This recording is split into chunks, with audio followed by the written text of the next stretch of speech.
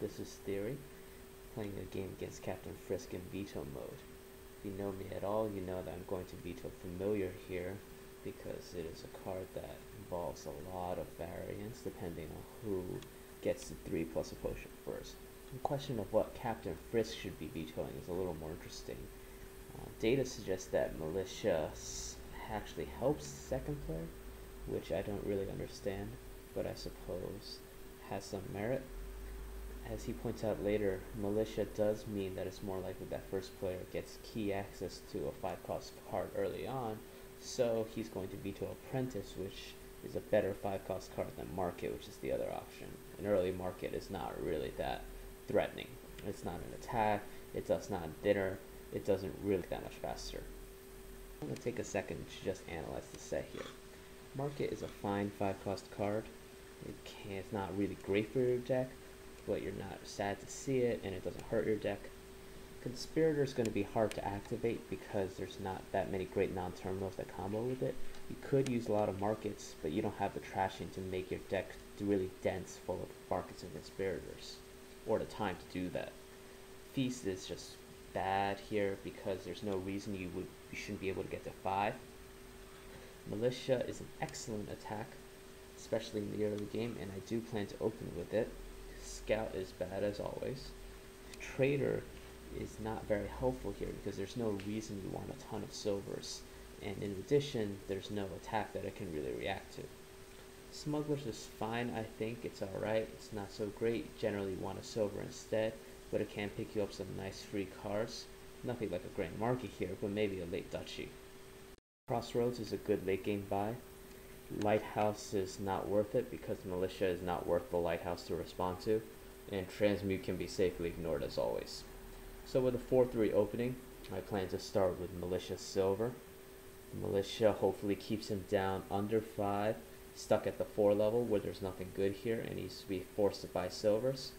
And then I'll transition to a mostly big money deck with some markets, and then maybe a couple late game Crossroads to keep my deck humming. The right set is that you get stuck at 4 because then you're at a lot of terminals or to get a lot of silvers, and really you would prefer to be at 5 and 6. And there's a little bit of a cascading effect. If you start with a 6 early on, then you'll get more 6s later on for more golds. So here I have 4, which is a little problematic. I end up going with the Feast under the theory that I should go for more markets, but in retrospect perhaps I should get a second Militia, hammer Captain Frisk a little more with the hand size reduction, try and keep him at 4 as well. Here his Militia hits me pretty hard. It denies me from the gold, which is a critical card in Militia setups because you want your deck to be as dense as possible. By knocking me down to 5, it's not as bad as if he hit me down to 4, but still having the gold in hand is an excellent defense against Militia. Here I have a poor draw. I decide to go with the Smugglers, primarily because I see that I am already behind, and perhaps the Smugglers I can use in conjunction with his gold to get more of my own gold. I know that I'm probably getting gold next turn on my own, simply because I already drew all my estates, but at the same time I'm far behind him in terms of deck power. He's already on his second gold, and there's not really that much I can do about it. Luckily his Militia is hitting me at opportune times.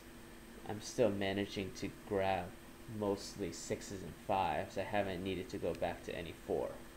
Turn here is doubly bad for me. 1 because he gets his province, and 2 because my Smugglers is kind of useless. With 3 here there's not that many great choices. If I had a silver instead, I could have bought a market, which would have been much better for my deck. Instead here I realistically have the option of silver or maybe a Crossroads. Crossroads is really poor at this time, mainly because his Militia is hitting me and I haven't been greening such that Crossroads would be more helpful later on. Once again my Feast and Militia clash with each other. I consider using my Feast to get it out of my deck and get a market instead, but I figure it's probably better for a late game Duchy. And in any case, the general principle that you want to attack your opponent as much as possible holds true. This turn is kind of nice. I take my province and gold, Hopefully at this point my smuggler should help me keep up with him. He buys a duchy surprisingly early in my mind, but this is a kind of set where, due to all the smugglers and the plus buy from the market, you're going to have more competition for the duchies than in a single buy game. At this point the provinces are split 2-2 and he's up by a duchy. In this turn I get my duchy back and finally get rid of my feast, and instead of the silver I decide to take a Crossroads because my deck is heavily green at this point and the green will help activate my Crossroads. Luckily here I grab my own province and duchy and tie him on the final score. Now in solid duchy dancing mode, as we're both trying to establish some kind of advantage as we split the final 2 provinces. Here I decide that my deck is about as good as it's going to get, and I'm not going to get another good draw like that, and so I should take the province. This, however, puts me at the risk of losing the game if Captain Frisk can get to 10, which would give him a province and a state for a 1-point win over me. In retrospect, I should have realized that he had 6 goals in his deck.